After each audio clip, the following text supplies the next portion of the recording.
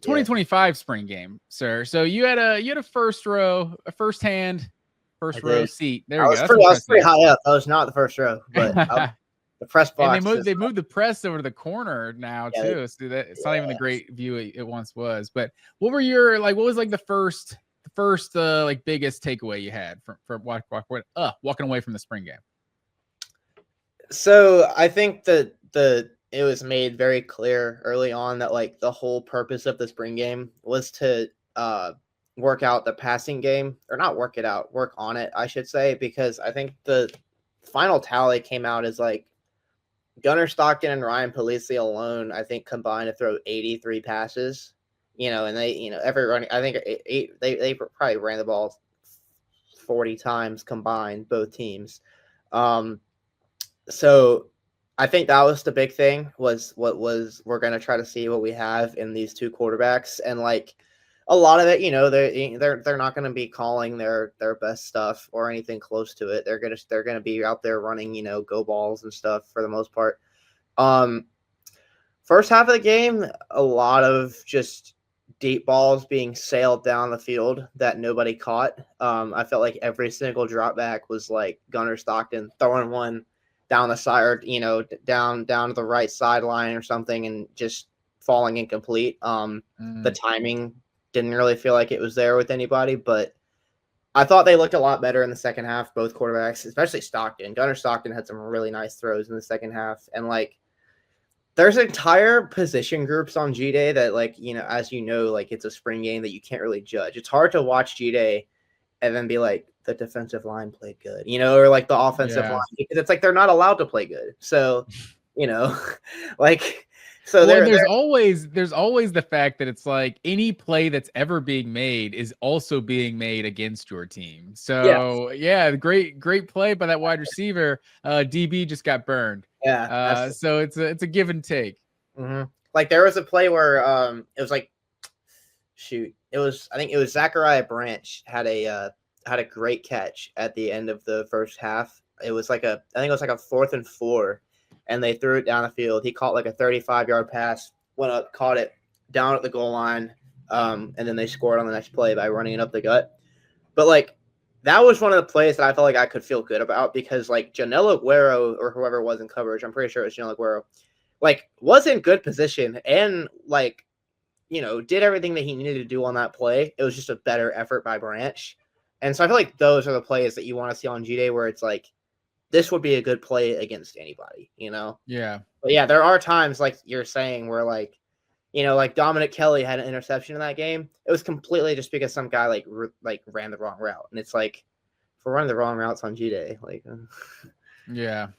No, that's fair. I think the receiver group as a whole, like there were definitely still drops in this game. Yeah.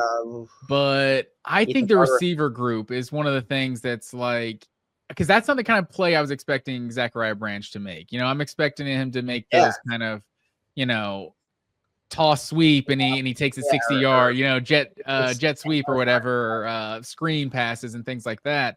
Mike Bobo loves a screen pass. But I feel like that after the catch, that kind of guy is kind of how I envision him. So seeing him going up making physical contested catches, like, okay, even better. I love it. Mike Bobo actually called like a double pass on the first play of the game. Oh, is that right? He called like a double pass for Colby Young on the first snap of the game. And it was pretty funny to like first snap of your spring game, let's just call the weirdest thing in our playbook. But then, yes, after that, it was back to a lot of more elementary concepts for sure. Yeah, I would. I'd love to be a fly on the wall with a Kirby Smart, Mike Bobo conversation of just like Mike Bobo's forgotten more about football than however many people that scream his name every Saturday. But not to say things are perfect, but. But the receiver group in general, like seeing Colby Young, even Noah Thomas, Zachariah Branch, I just feel like this receiving group as a whole is just going to be such an upgrade from 2024. Yeah, it looks like Colby Young is actually back, man. I was kind of taking the approach of like, I'll believe it when I see it, when they kept reporting like, no, he's coming back. He's, his case is done with. He's fully practicing everything. I was like, yeah, sure, buddy. We'll see how much he actually participates. But no, like they were back out there and it looked exactly what it looked like in, that Auburn game and that Alabama game where it's like Colby Young, they were using him as like their big body, X type of guy. So I really think, I mean, obviously Noah Thomas can do a lot of those things as well, but it really feels like Colby Young is going to have a lot of the same opportunities that he had last year, if not more, in this offense, which I hate to watch G-Day, like the spring game, and be like, this means that. But like, I think if it's any indication about what his role is going to be, then Colby Young is going to be pretty prominently featured in this offense, which is interesting. Yeah, I mean, that interception Beck threw at the end of the Alabama game to the end zone, it's like that's a ball intended for Colby Young in a massive situation, so he seemed like he was turning into one of the go-to guys, if not the go-to guy a year ago. So it'd be nice to have him back for sure. Yeah, I wonder how, not to keep talking about last season, but I really wonder how it would have fared later in the year if they had him out there, because you could really see those two games, like he was really starting to become that security blanket guy, that big body contested guy, and it just didn't work out that way because of the legal situation and everything. But he's back, man. He's back for sure. So that's one thing I was encouraged by. The running back room. Yeah, everyone's hyping up Chauncey Bowens after the G-Day game this week. So it's good to see, because I mean that's a guy who I probably would pencil in at like 5 in the depth chart coming into this season. So with the questions about Branson Robinson and Roderick Robinson kind of every year, now with no fault of their own, but just whatever bad luck, injuries just keep seeming to happen to these guys. It's nice to now see Bo Walker and Chauncey Bowens, two guys that no one was really even thinking about after the season ended, to now potential contributors at that spot. Yeah, I agree. That was another thing that I felt way better about leaving the game than going into it, was like, we had known for quite some time that Roderick and Branson Robinson were probably going to both not be able to go, and who knows when either of them will be back on the field. So it was really cool to see them out there, man. I would have liked to see the running backs be able to get a little bit more work, but it's clear, like I said, that I think a lot of the focus was on the passing game and kind of seeing how those quarterbacks are going to do. But Bo Walker had a really nice run. I mean, that kid is an absolute unit, dude. Like we got to go down kind of close, or get on the field for a little bit, like right before warm-ups, and like he came out there, and it's just like, that kid is just built, man. That kid's just huge.